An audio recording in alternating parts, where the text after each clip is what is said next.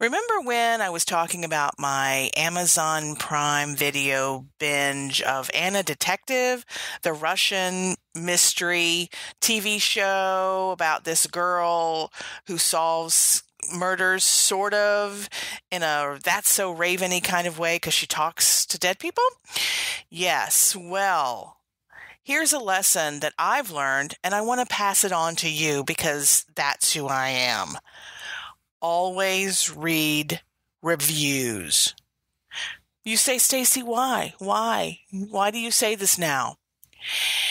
So I get through episode 14 and I'm like, you know what? There's only like 2 or 3 more episodes left. I'm just doing it. I'm just going to watch it all. The next episode said it was episode 15, but suddenly, she has already had sex with the detective guy, which I didn't even know they were dating. She's already turned down the prince for marriage, which I don't know what happened there. And the guy she was dating, the detective guy, is on the run from the law. Come to find out, had I read the reviews, there's like 15 to 40 Yes, I said 15 to 40 episodes missing in Amazon's collection. I just wanted to say, always read the reviews. Always. The more you know.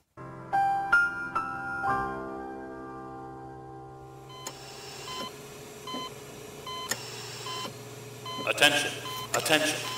Pop surgeons Eric and Stacey, please report to operating room 1. Pop surgeons Eric and Stacey, please report to operating room 1. Surgery is about to begin.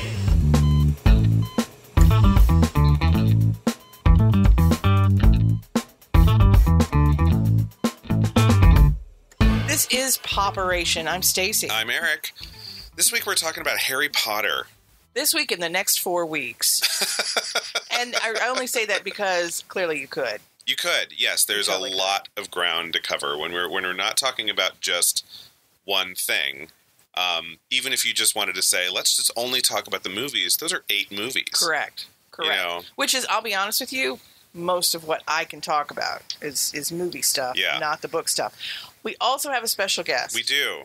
She just also happens to be blood related to me. Oh. I know. Her name is Sophia. Hi.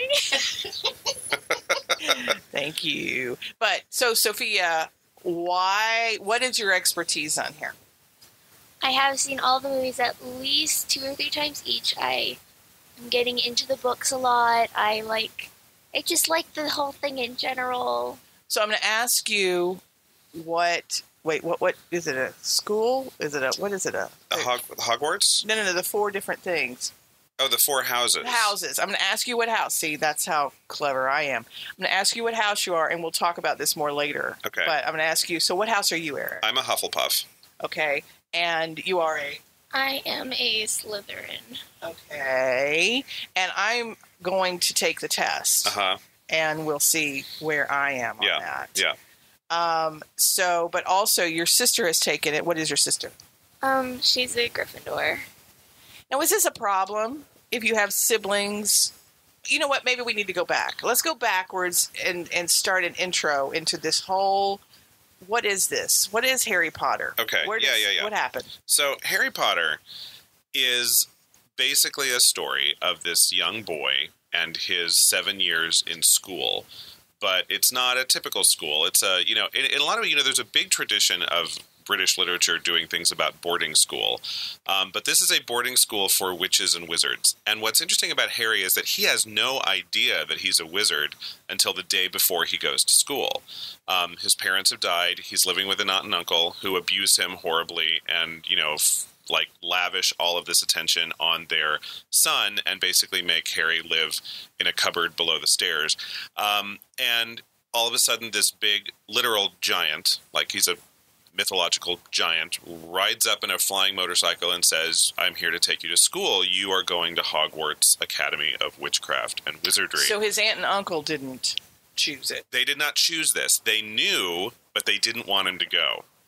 And in fact, he was getting lots and lots of admission letters that they were trying to hide from him because they did not want him to go to the school for reasons that you learn later on. So anyway, the first book is and the first movie is his first year of school. And there are 7 books, and it's a 7-year program after which you graduate and you are a full-fledged witch or wizard. Now, the interesting thing about Harry Potter that I think makes it, kind of alongside all of these other Lord of the Rings, Star Trek, Star Wars. I mean, if you think about all of these kind of big fantasy genres where there's a lot of world building, where the author and the creators of which have created this whole universe around stuff, is that Harry Potter is happening right here, right now, under everyone's nose.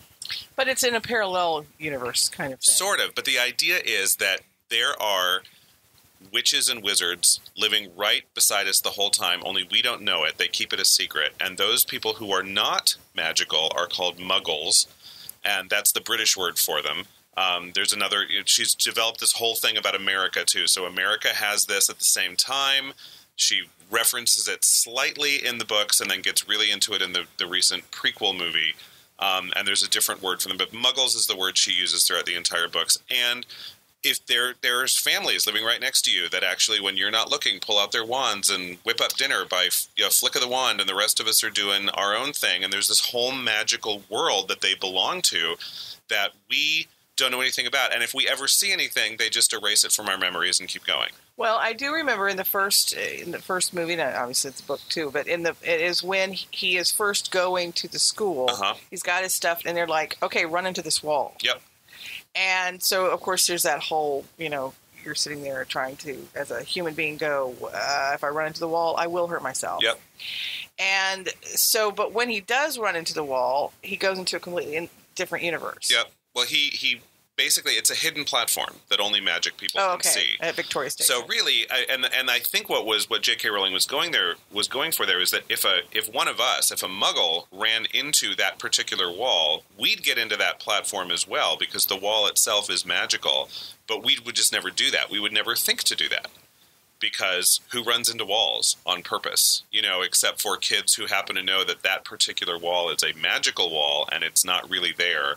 It just looks like it's there, and platform 9 3/4, where the magic train takes you to magic school, is behind the wall. Gotcha. Okay. So, I think also what's interesting is the story behind JK in writing this. Yes. She was out of work. Yep. Single mom. Yep. Writing in cafes. Down on her luck. Writing primarily. I think she always, I think she knew she was onto something and thought maybe she could sell this. But one of the stories I heard is that, she couldn't even afford to get things to read to her kid at night. So her child was actually her first test audience for Harry Potter, and she would write in between looking for work and doing odd jobs. And she would kind of test out the first couple chapters, on her daughter as a bedtime story. Her daughter really got into it, and she was like, "Oh, I think I'm onto something here." But a lot of publishing houses turned her down. As they would do. And the famous story is, of course, when she finally did get someone to say, "We'll publish this," they were like, "Yeah, but we don't know that little boys are going to want to read a story by Joanne Rowling, so you might want to change your name." She actually doesn't even have a middle name. She took K, which is her mom's first initial, and just put the two together, so JK Rowling was a little bit more saleable. Thankfully now, everyone knows who JK Rowling is. She's a badass. I love her. On Twitter, she's amazing. No, she is. She's one of my favorite humans. She's extremely articulate, which she obviously proved in all of these books.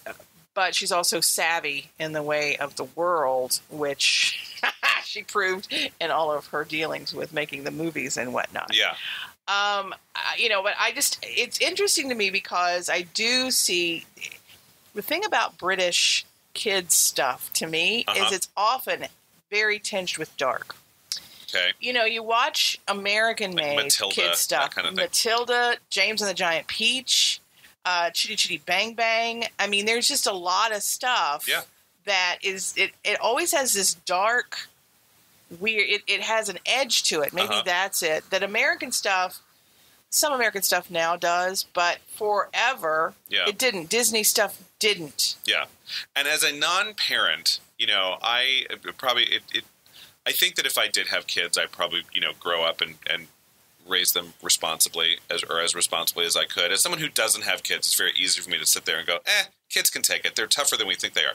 And I think that to a lot of extent they are. I mean, I think kids react to this stuff really well. They love it. And I tell you what, book 5 and even the movie of 5 is dark. It's depressing. Harry is clinically depressed for 700 pages of Harry Potter and the Order of the Phoenix. And kids were into it. And I think they could relate to it. I think they'd had some bad days, maybe not an entire bad year like that, but they'd had some times that they could really say, yeah, I get how that is. And they read 700 pages all in one night like they did for all of these books. Well, I think some of this is a difference between the European and the American way of looking at childhood. Sure. And that I think that a lot of times American producers and writers and whatnot are writing to and creating this what we wish it were. Uh-huh. As opposed to the Europeans are kind of like, I mean, look at Charles Dickens. This is what it is. This is reality. And so, no, I agree. I think they can. This also was huge in bringing kids back to reading books. Yes. Yeah. Huge. No, I don't know if you can say there's anything else, put your finger and say, this brought back reading to kids. This did. Harry Potter did. Not just with little flyers. Yeah. These books are huge. Well, they get huge. It's like when they're on your bookshelf, there's like 1, 2, 3, 4.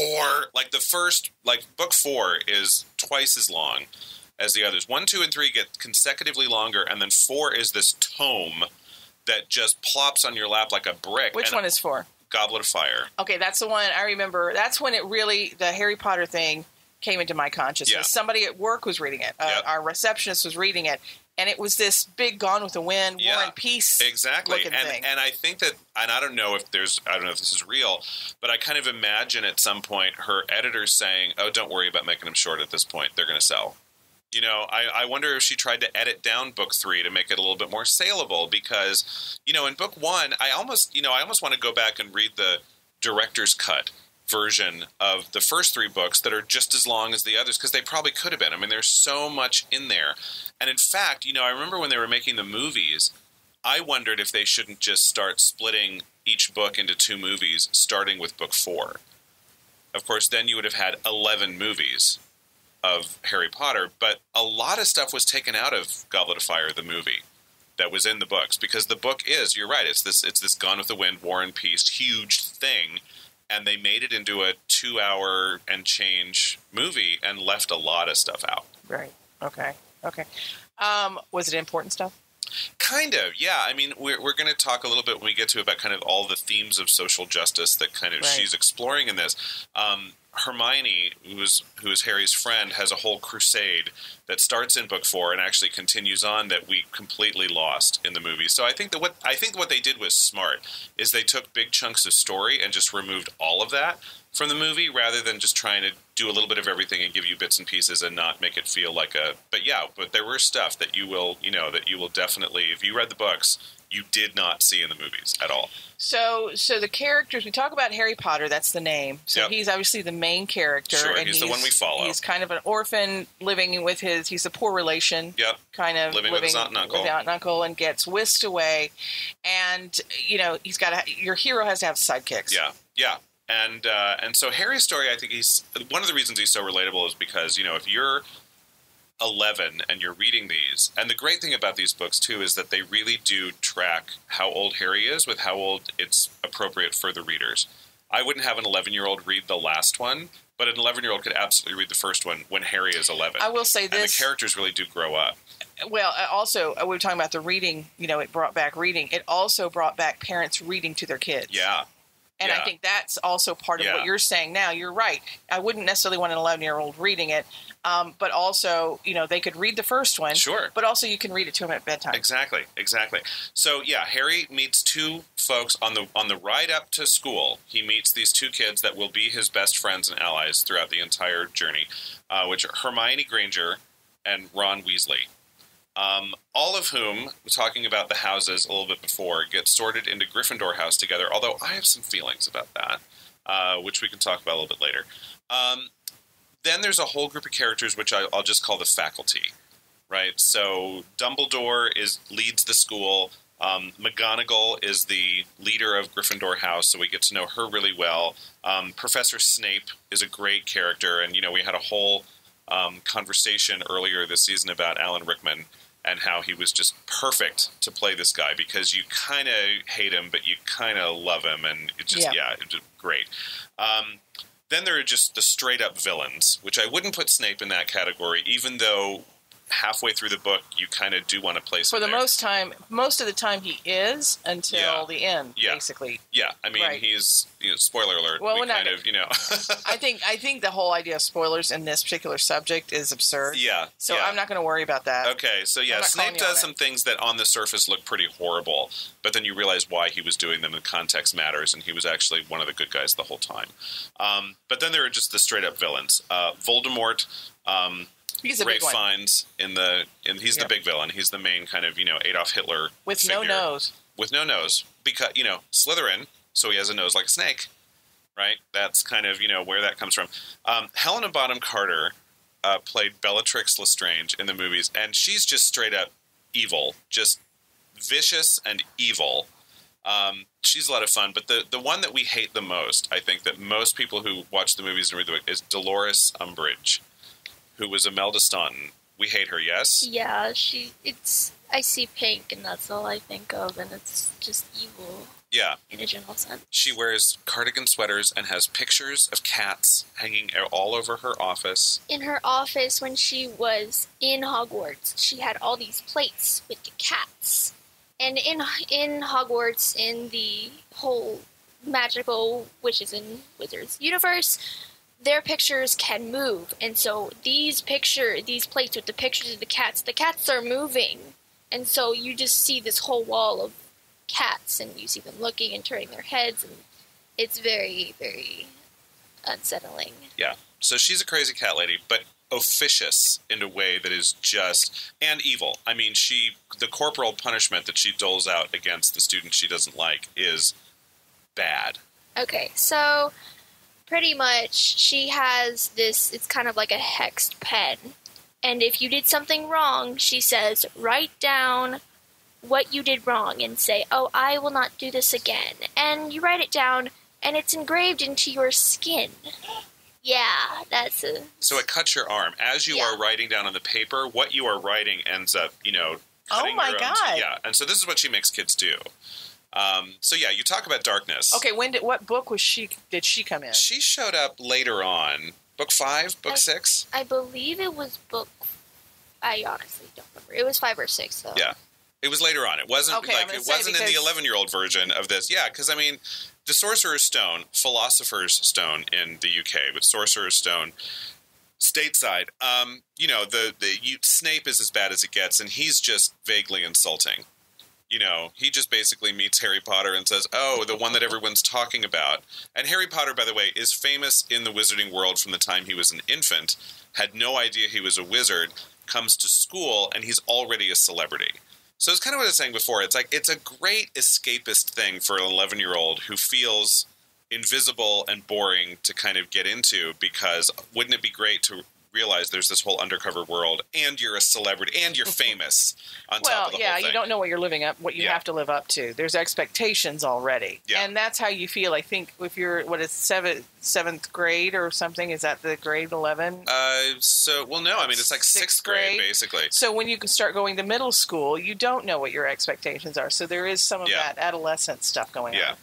So, yeah. And then all the other characters, there's a whole group of people, the Muggles, that are minor characters, but the Dursleys, his horrible family, there's a couple other Muggles that kind of, show up every once in a while. And then there are parents, the families of these kids, a whole bunch of students that you meet in 7 years worth of schooling, more teachers, more villains, obviously.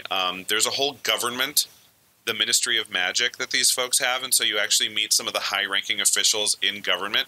And the Queen, by the way, and the Prime Minister know about the witches and wizards. They have an agreement, so they Queen of England. Yes, so if you have a top-secret clearance in the UK, you can imagine the President and the Director of the NSA probably also know about the witches and wizards, but everyone else is keeping it very quiet, because it's just better.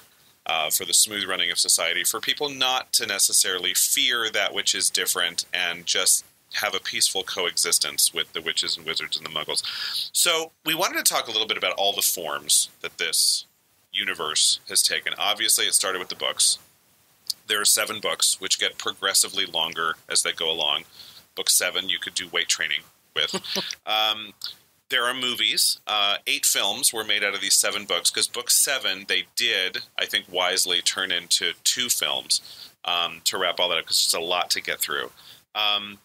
There are new prequels that are coming out now. So Fantastic Beasts and Where to Find Them, starring Eddie Redmayne, came out a couple years ago. I believe it was maybe 2015. Yeah, I think that sounds good. And I think, is it this year that The Crimes of Grindelwald?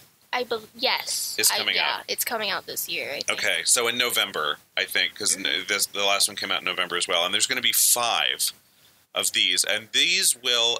Dumbledore is going to show up in Grindelwald. And it's young Dumbledore. And it's the first major war of the wizarding world that is alluded to in Harry Potter, but there's this, Grindelwald is the evil wizard of the 40s, so very much, and German, so 40s As and German, let's go there, yeah. And then the Brits are, of course, the heroes and the wizards of the light, and, obviously we know Dumbledore is going to survive, and he's going to beat Grindelwald, because that's all covered in the Harry Potter books, but we'll see how he gets there. Colin Farrell actually had an interesting kind of cameo in Fantastic Beasts, who ended up being very figural to the story, although probably won't see him again, the actor. So let's get back to that later. Okay. Because when we come back, we're going to take a little break here. Yeah. And when we come back, we're going to kind of talk about comparing it to you're talking about world building and that sort of thing. And, you didn't forget, I cut you off, but there's the theme park. There's a theme park. There is, which is, the Wizarding World of Harry Potter down in Orlando. They're coming to Broadway. On the West End, there's already been Harry Potter and the Cursed Child, which is a sequel where Harry, Hermione, and Ron are all in their 30s, approaching their 40s. And their kids are going to Hogwarts. So JK Rowling had a part in writing this play that's in 2 parts. So it's 6 hours of theater around Harry Potter that you have to, in order to see the whole thing, you have to buy 2 tickets to see the whole thing. And then there's this website, Pottermore. Find your house, find your wand, find your American house. Learn about this, learn about that, read a bunch of stories, look at some of these recipes that we've been learning about in potions class, and all sorts of interesting, so it's fun never stuff. ending. I mean, she's really created this thing. It is a phenomenon. Yeah, for sure. Yeah. And so far, positive.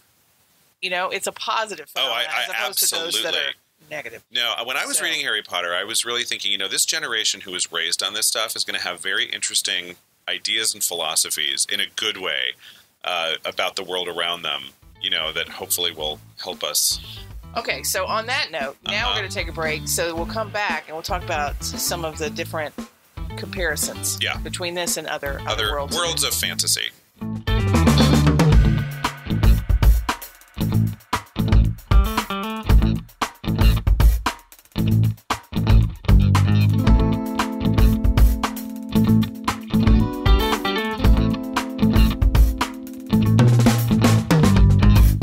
So we're back. Talking about Harry Potter. The Harry Potter phenomenon. Absolutely.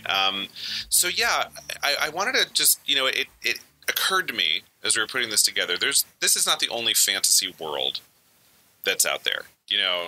There is not at all. Yeah. And I talked a little earlier about how, to me, it reminds me of just of so many kids stuff that the Brits put out. But then if you go, but it's built worlds. Yeah. It's literally built a world. I mean, I talked about James the Giant Peach and Chitty Chitty Bang Bang. They created something for that 2-hour flick story or whatever. Yeah. But this is really world building. Yes, they created an entire world. There aren't as many of these worlds that have been built. But a few. I mean, there are some big franchises, and I think it's interesting to compare them. I think that's a really interesting. Yeah. So, the first kind of world building thing that I immediately thought of, the classic one is J.R.R. Tolkien, right? The whole Lord of the Rings, Hobbit kind of stuff. And of course, that's all a story of Middle Earth. So it's a time before recorded history where on our planet there were dwarves and elves and all kinds of magical creatures. Now, it was written forever ago. Back in the 50s, 60s, I think. Which is almost, we're at 70 years or something like that. Yeah. So but the movies came out at the same time as this Harry Potter thing was going on. And I don't think it's a coincidence. Which is why Ian McKellen never shows up in the Harry Potter films. Interesting. He'd done the wizard thing. He was Gandalf. He's definitely put his mark on, the way we think about wizards. Yeah. And I think he was kind of done. But, interestingly enough, JK Rowling did say, I want British actors. She did say that. In these movies. And because, there were tons of American actors who would have not only wanted to do it, but they would have done a good job. They would have done a lovely job. But this was, and I think it was her way of just saying, I love Britain, and I want this is for you. And this is a very British story. It is extremely British. Now, she's not anti-American. She's coming to America to do these prequels, right? I mean, the prequels are Eddie Redmayne plays somebody from Britain who travels to the United States, and all of the other major characters in that initial prequel are all American, and it all takes place in New York City. So I think that, she's one of those write what you know kind of people, and now that she's been to New York a number of times, I think she felt like she could do a period piece in New York. But I do. I think this was, though, I do think it's a write what you know kind of situation. Yep. But it's also, when it came down to it, it was a gift to this country that she loves so much. Exactly. We talk about being #Merc and all that.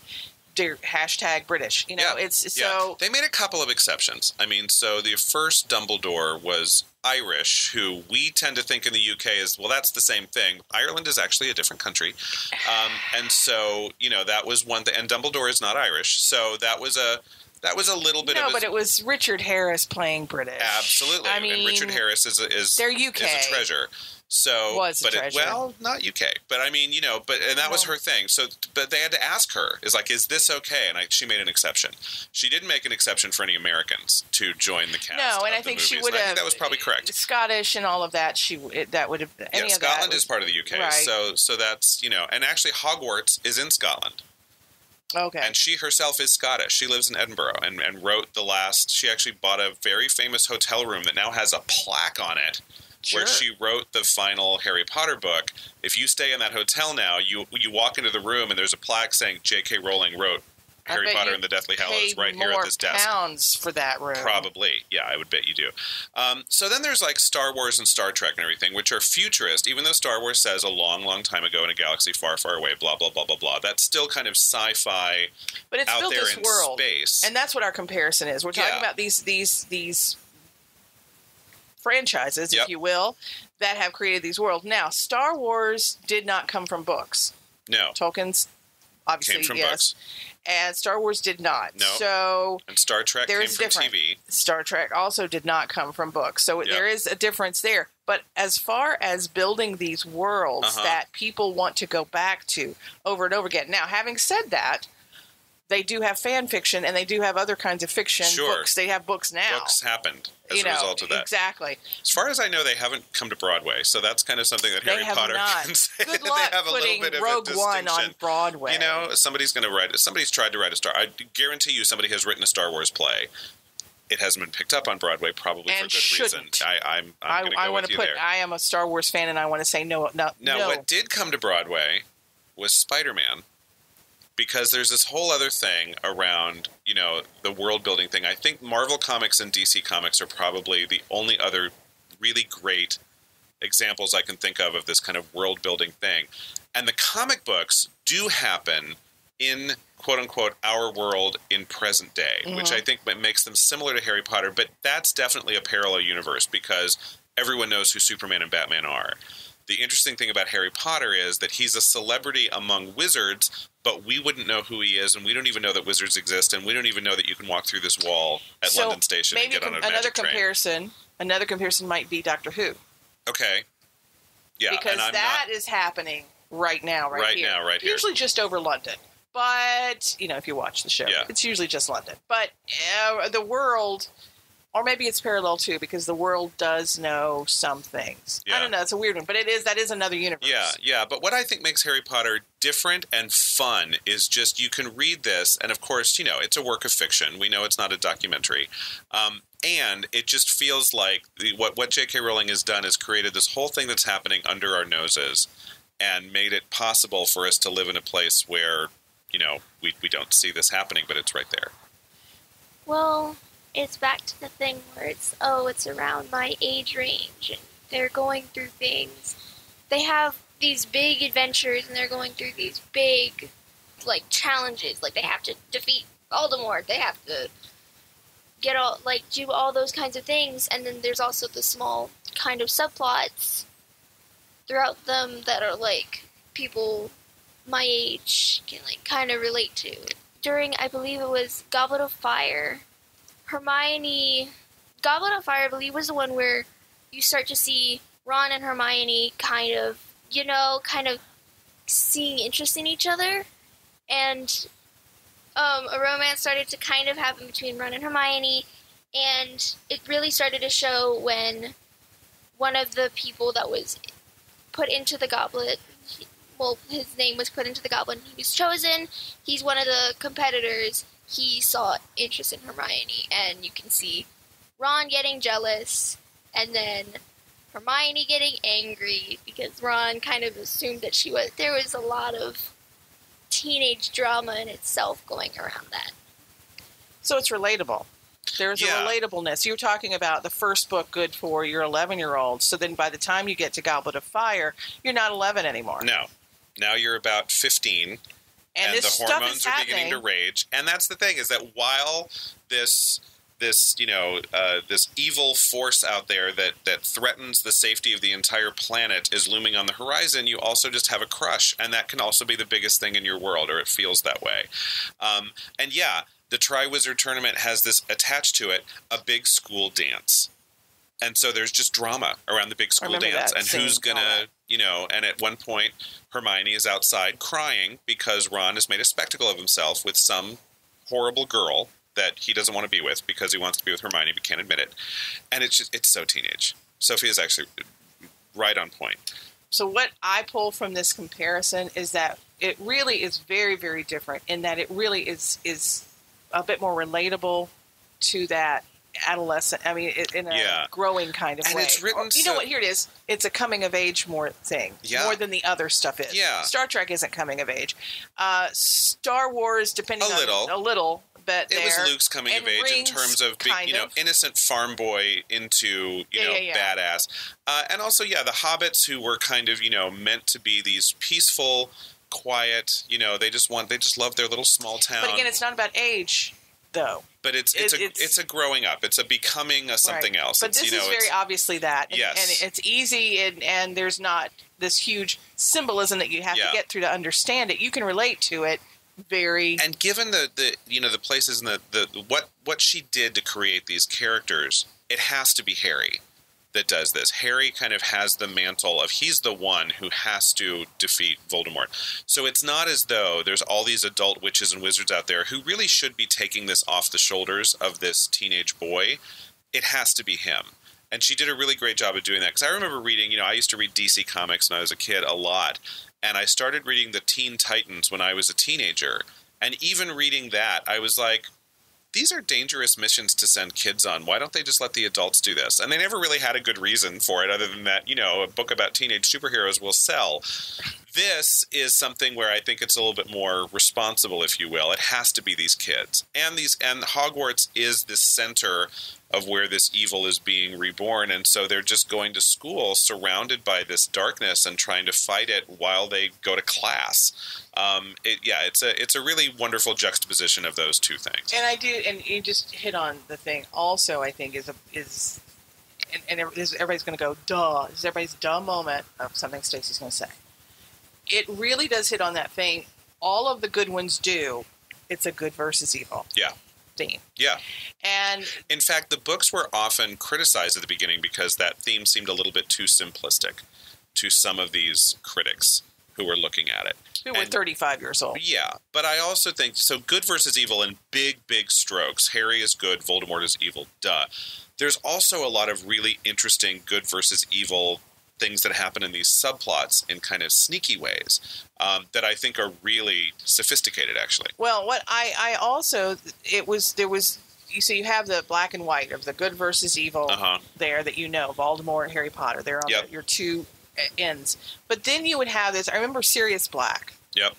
Whereas you think one thing for a long time, and then you realize that it's completely opposite, or if not opposite, it's different. Also the werewolf guy. Yeah. I mean, she had a lot of these moments to me that were, quote, teaching moments, where you have this expectation because it has a reputation, because you have a prejudice, whatever it is, and as time goes on and you get to learn more, you have to change your opinion because you realize that what you thought you knew wasn't right. But then she goes even deeper. There's this whole subplot throughout all the books about blood purity among the wizards, and it's like race mixing.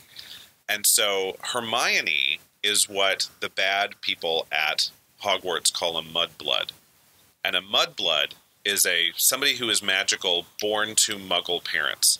And she's not as good, according to them, as somebody who is a pure blood wizard. And so it gets into a lot of stuff about racism and, class, and how an old money versus new money. I mean, there's so many parallels you can put on this. And in fact, and she never says it, she never kind of beats you over the head with it, but Hermione is the smartest person at Hogwarts the entire time she's there. She's the best student. She knows the most. She always has the right answer, to a point where it's sometimes annoying. But she is so gifted and a lot of female fans of Harry Potter were like, the book should have been about her. She's the one who, she does literally save Harry's ass all the time. He would have been dead after book 2 had it not been for the fact that he was best friends with this brilliant girl. Well, I think one reason that you don't make it about her is for that very reason. Because people who read it, if I'm reading it and the person in first person, my hero is perfect, I'm not relating to you. But if you have good friends that will save you, that you can rely on, that is helpful to me because I know that I'm flawed. Yeah. And so it's really good if I have somebody who can fill in some of the blanks. Yeah. And I think that had it been Hermione as the hero, now I wouldn't have minded being a girl hero, but I get why that happened too. I think that was selling. Yeah, and I think she wanted to sell books. If they're going to cringe over the fact your name is Joan, then they're definitely going to have an issue. Especially when it came out in the 90s, something like that.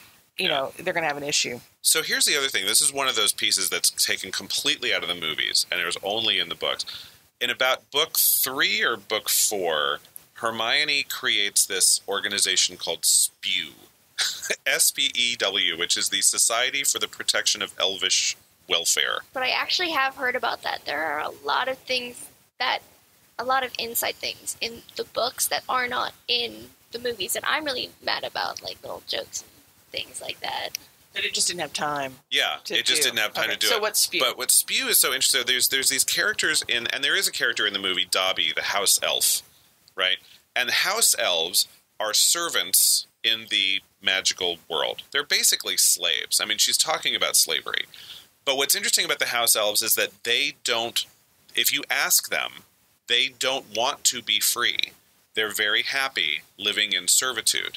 But when you give them an article of, and they also walk around wearing rags, and if you give them an article of clothing, that is code in the magic world for freeing them. And at one point, either Harry or Hermione, I think it's Harry, kind of tricks the bad guy at school who we all hate into giving his house elf a sock, which frees him. And when he's free, he's actually, despite the fact saying, oh, no, I'm fine, he's really happy to be free. And Hermione recognizes that this is just wrong. And even her friends, even Harry and Ron, are saying they don't want to be free. They're fine. They like it. And we like getting all this free labor. So everyone's happy. Why are you worried about this? And she's like, this is wrong. And so there's this whole theme of internalized oppression. in the Harry Potter world that Joe Rowling is kind of shining a spotlight on and saying at the beginning of this, even as a reader, you're like, ugh, Hermione is a snowflake. She is a social justice warrior. She's an annoying liberal. And as it goes on, you're like, and she was right. Right.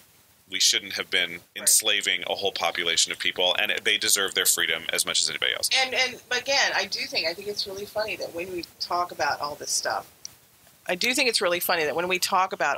stuff, that you're right. It is interesting. A generation that has been raised on these books and these movies is going to have different key things to pull on when they're making decisions when they're older. These are different reference guides. Yeah. It's fascinating to me, and will be fascinating to see what the effect of this is. Yeah, I always thought, and it kind of, and you probably can tell my politics just from what I get excited about talking about Harry Potter.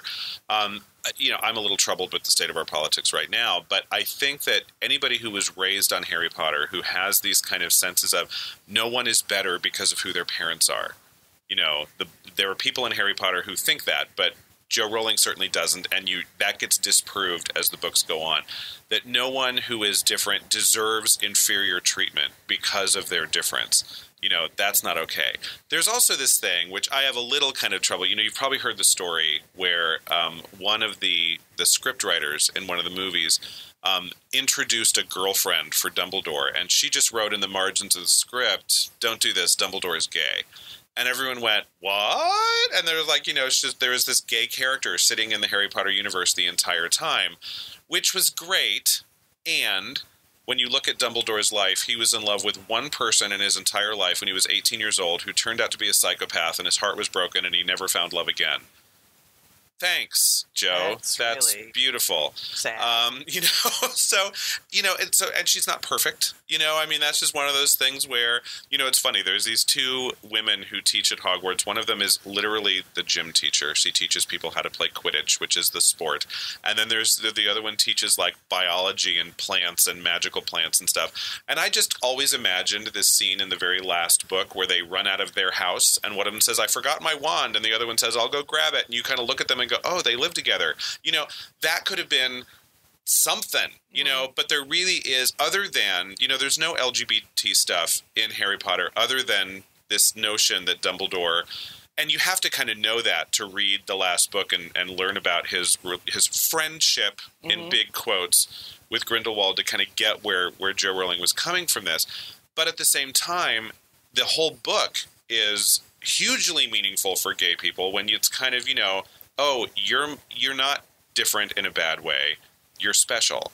And there's this whole community of people who are just like you, who think you're wonderful. Yeah. And so in that sense, not just gay kids, but any kid who feels different or weird, can learn about this whole world of people who are just like them and that they're not alone. And that's just it's a really healthy thing, I think, for kids to get exposed to just from that level. And then it's so much fun. So much fun. Okay, so we're gonna take a break, and then we'll be back with a little bit more about Harry Potter. Okay.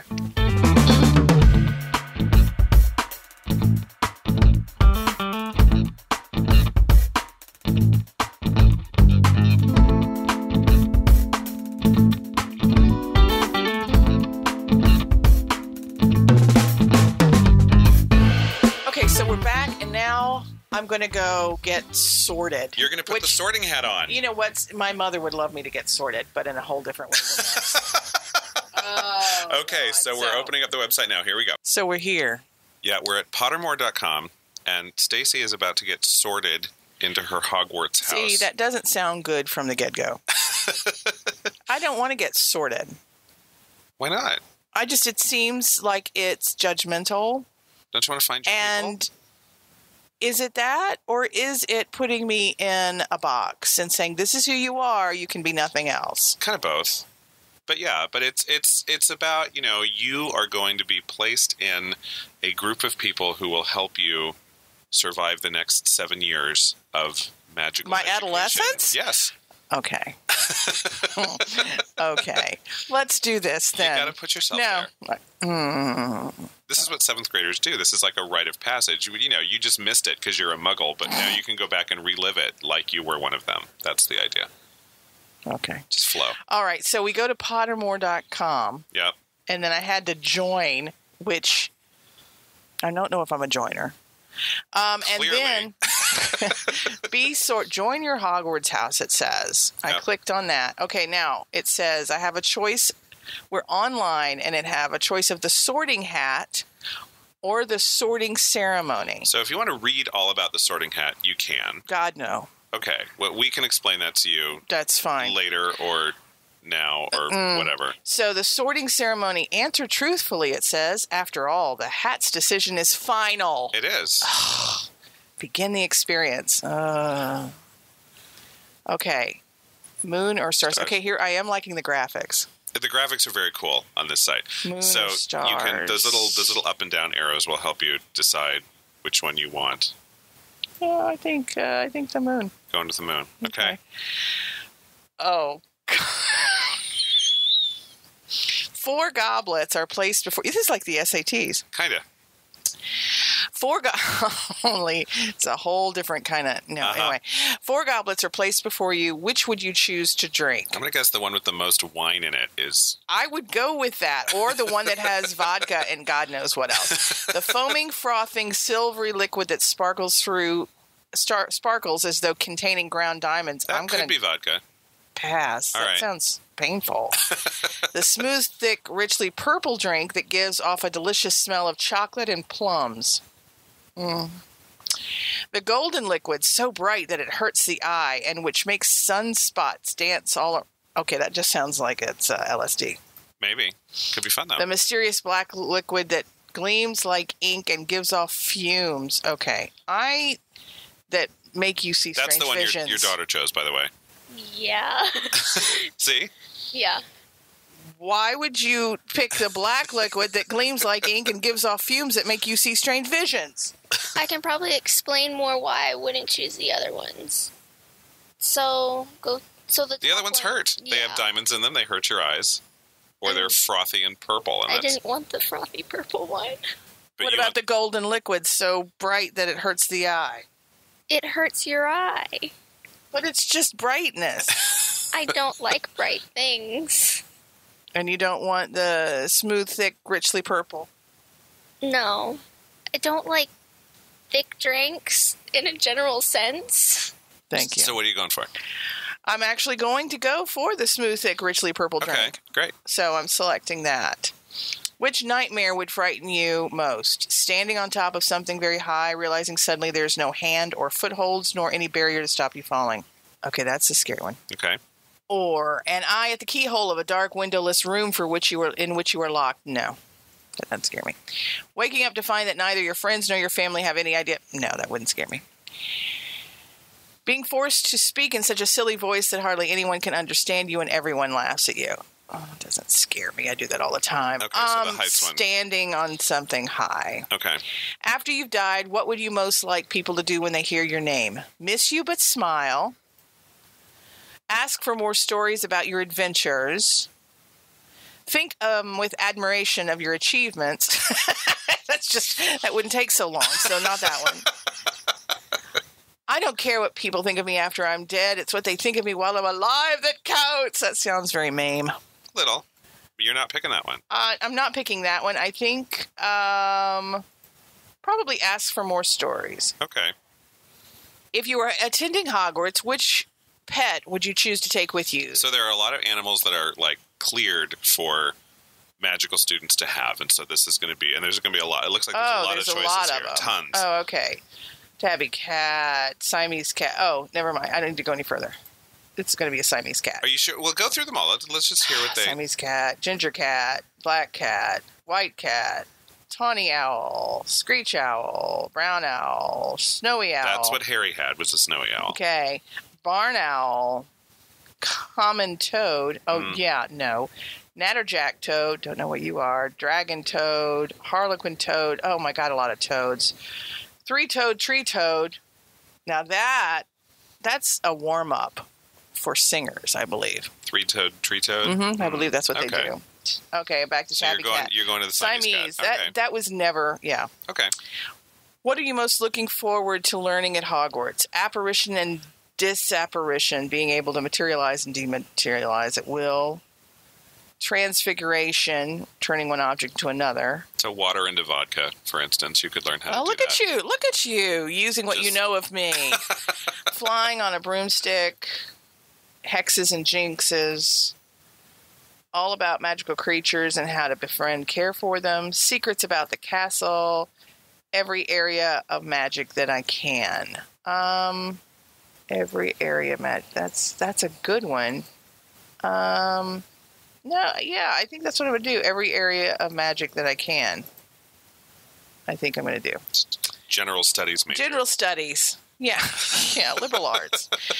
Which of the following do you find most difficult to deal with? Hunger, cold, loneliness, boredom, being ignored. That's a really good one. What'd you pick? I honestly don't remember. Well, and these questions are different. Not everyone gets all the same questions. There's like 200 questions, and then you get a random assortment. Oh, okay. I just knew that Sophia picked the black liquid because I could see into her soul, and she was just going, yeah, I'm not going for that. This is the kind of thing that scares me about this whole Pottermore thing. See? What you're saying. No, you're missing. You're scaring me. I need to go back and say, Eric scares me most. Okay, I would have picked loneliness on this one, knowing me and also knowing how I eventually got sorted. That would have been my choice. Cold right now. My cold toes bother me more than anything else. Black or white? Your choices are black or white. What are you going with? I'm going to go with black. Okay. Congratulations on being sorted into Slytherin. Okay. So you're in the same house as your daughter. I am, my other daughter. Oh, no, you, this daughter. Yeah. I thought the other one is what? What is Isabella? Isabella's a Gryffindor. And so is our father. Okay, so Frank is a Gryffindor as well. Okay, so it's interesting. You're like kind of a little bit divided. Diametrically opposed, because Gryffindors and Slytherins have a history in the Potter universe of not really getting along. Well, that kind of explains things. Okay, but this is also of Alan Rickman, isn't it? Yes, Alan Rickman's character was a Slytherin. Okay, he's like so Slytherins are a little controversial in that most of the quote-unquote dark wizards, most of the bad guys in Harry Potter are of the house of Slytherin. Slytherin is not, and the snake is the symbol there. Not all Slytherins are bad. Slytherin is the kind of personality trait that's mostly common in Slytherins is ambition, which doesn't have to be bad. Right? That's just a thing. And I didn't see any questions on my little exam that really went toward, are you ambitious or looking for power? Well, it's one of those things that, what do you want people to think about you after you're gone? I guess. A few things that kind of hint in that direction. Again, you get this total random assortment of questions. In theory, I could take it again and get a completely different house. You could, except that you'd have to put in a whole new email address because when she says the Hat's decision is final, you've put in your name, and for that account, that's your house. Okay. So that's one of the reasons they make you join, right? Okay. Because then, you can go in and you can actually have them choose your American house because there's an American school of witchcraft and wizardry as well. This is so complicated. You can have them choose your wand. So you take a whole thing and it tells you what kind of wand you have, which doesn't mean as much to people because even people who've read all the books don't really necessarily know what kind of wand means what. But JK Rowling has figured it all out, and you will learn exactly, the length of your wand, the core of your wand, the kind of wood that your wand is made of. All of it has to do with. I feel like I'm drowning in some kind of nerddom. It's hard to frickin' breathe. It's easy to fall into. So the four houses, basically, there's Slytherin, which is based around ambition. Gryffindor is courage, or bravery, is the kind of, the leading indicator of Gryffindors. Okay. And most of the main characters in Harry Potter are Harry, Hermione, and Ron. Right, and I do remember that. Hufflepuff is my house. And we're the nice ones. We're just super, super, super, super, super nice. And people make fun of Hufflepuffs all the time. JK Rowling, though, has a great YouTube thing about how she says, Hufflepuff's actually my favorite house. So we all felt a little vindicated when JK Rowling kind of came out and said, I'm a Gryffindor, but I'd be a Hufflepuff if I could choose. Do you think that was a pity YouTube? Maybe. Okay. It's possible. But she did say, so here's the story that she gave, right? She said, when the final battle of Hogwarts was happening, all of the houses had a choice as to whether or not they were going to stand up and fight Voldemort. The Slytherin said, no, we're not. The Gryffindors said yes, they were, but they were kind of shamed into it because Harry and Hermione and Ron were all kind of out there. The Ravenclaws, we haven't gotten there yet, some of them said yes and some of them said no. The house did not make a decision, and Hufflepuff is the only house that had nothing to gain from it basically said, yeah, we're doing it. And that was, again, when J.K. Rowling was creating this whole thing, she was kind of thinking, what would these different attributes have to say about this particular moment in time? And so that goes against what you said, Gryffindor being brave. That wasn't bravery, that was shame. But then also, again, you're saying Hufflepuff, the nice ones, that was brave.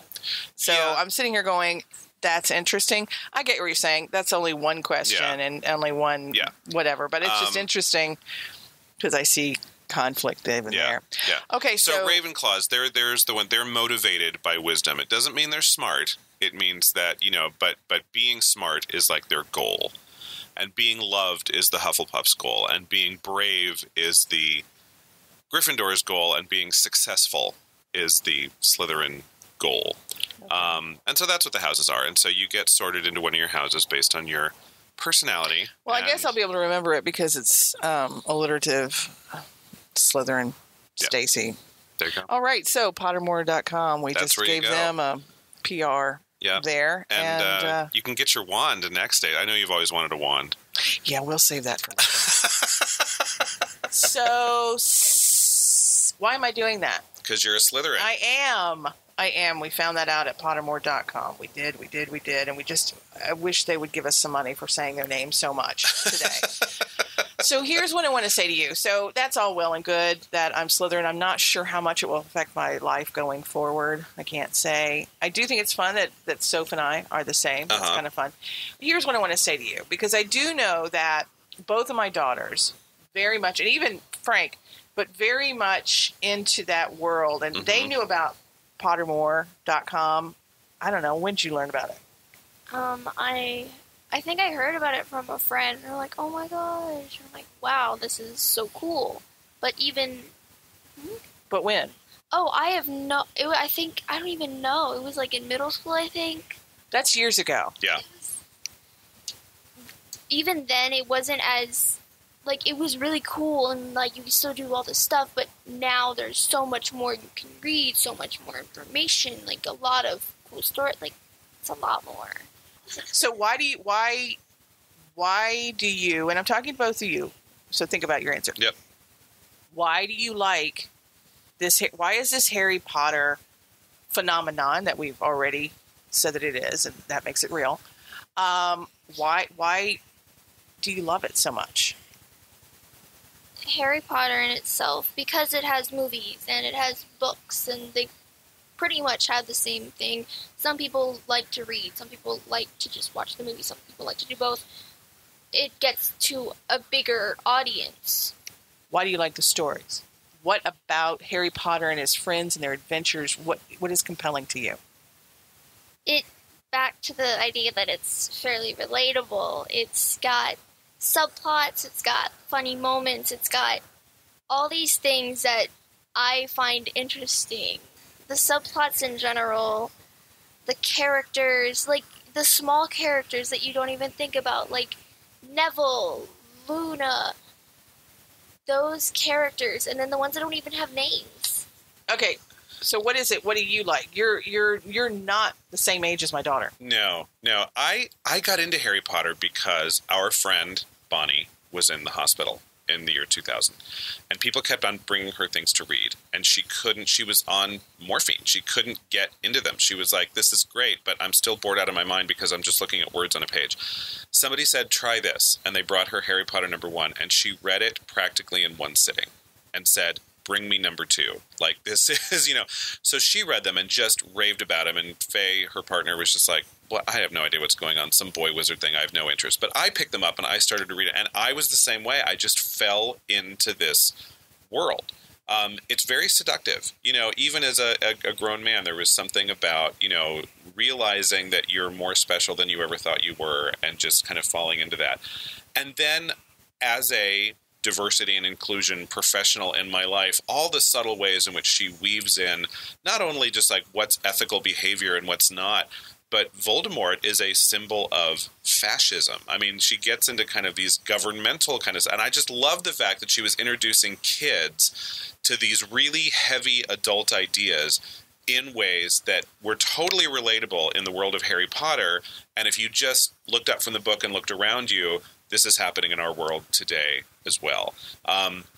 So I loved all of that. I want to put in a final plug for even things outside of what Jo Rowling herself is doing. There's a play in New York that I have not yet seen, but I really want to, called Puffs. And Puffs is all about the 7 years of Hogwarts while Harry Potter is going on, but the whole thing takes place in the Hufflepuff common room with all the nice kids who don't really get involved. They're just super, super, super, super, super, super nice. And it's a parody. But, like, people who love this stuff are getting creative all on their own with it. And the world is just getting bigger and bigger and bigger. And I love that, too. And anytime that, world building happens, I just really admire the depth of imagination that it takes to create this entire universe. Well, it feels like what it's done. And, again, you two were dealing with this story at 2 different ages, 2 different lives, 2 different parts of your life, and yet you're both very, very passionate about it, and obviously many, many, many around the world are. But I guess to me it sounds like it's this relatableness, and then not only that, and then there's this inclusion of this group who all feels it's relatable. You know what I'm saying? Yep. So you're bringing yourself in from being it's okay to be different, but also you're also part of a world where everybody, it's okay to be different kind of thing. And I think, but even they have to learn that they're not always as inclusive as they think they are. So that's where I loved the whole house elf thing. That came in and you were like, oh, so yeah, we're all special and we're all different and aren't we all oppressed, but we're okay with each other. But look at how badly we're treating this group over here. Right. So it can still happen. And I loved that. I thought, thank you, JK Rowling, for that. That was such a great ad. So we've got prequels coming, Fantastic Beasts and Where to Find Them. That already came out. That came out. Right. The Crimes of Grindelwald is coming out in November. Okay, and so everybody's looking forward to that. And Johnny Depp's going to be in that one. Oh, yeah, that's and right. Controversial. Jude Law as young Dumbledore. Both of them, neither one of them saints. No, not at all. In the courts of Europe, damn straight, they both had their issues. Yeah, exactly. But they're going to be good and evil. They're both good actors. Yeah, and we, sometimes, yeah. So that's coming out, and we could do about 15 episodes about this if you wanted to break it down. Yeah. It's that huge. But I think it's good. This is one of those good things it's huge, but it's good. So other than the fact that Eric is a much bigger nerd than you even believed he was before, what else did you learn today, Stacey? What did we learn today? Well, I honestly, it was really a little bit of insight into you, but also into Sophia. I think it was something more personal as far as I get it. It's one of those where it was not anything that interested me. That sounds awful, so I don't want any, don't send me your cards and letters. I get it. Don't at me. Don't at me about it.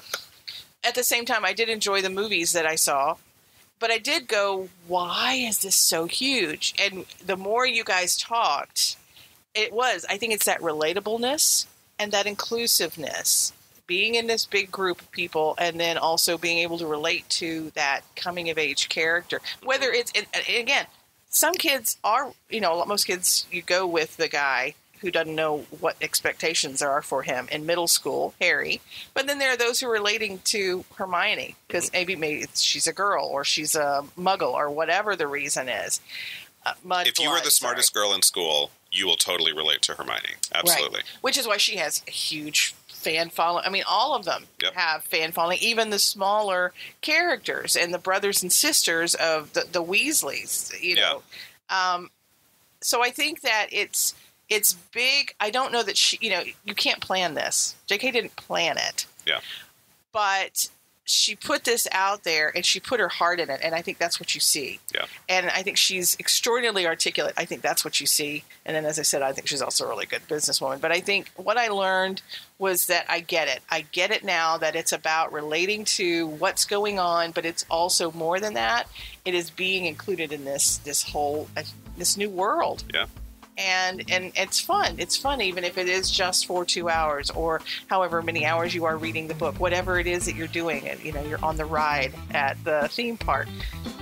You're in it. You're a part of it. It's this big thing, and it's fun. It's adventurous, and it makes you feel good for however long that is. And I always think that's a good thing. Wands up. Wands up. You've been listening to Popperation with Eric and Stacey, the podcast that dissects popular culture one bloody organ at a time. Subscribe today on iTunes, Google Play, Stitcher, YouTube, and any other podcast listening site or app. Follow us on Twitter and Facebook at Popperation Room. Check out our website at popperationroom.com for all of the podcasts, our blog, swag, and games. Until next time, when we're back in the scrubs.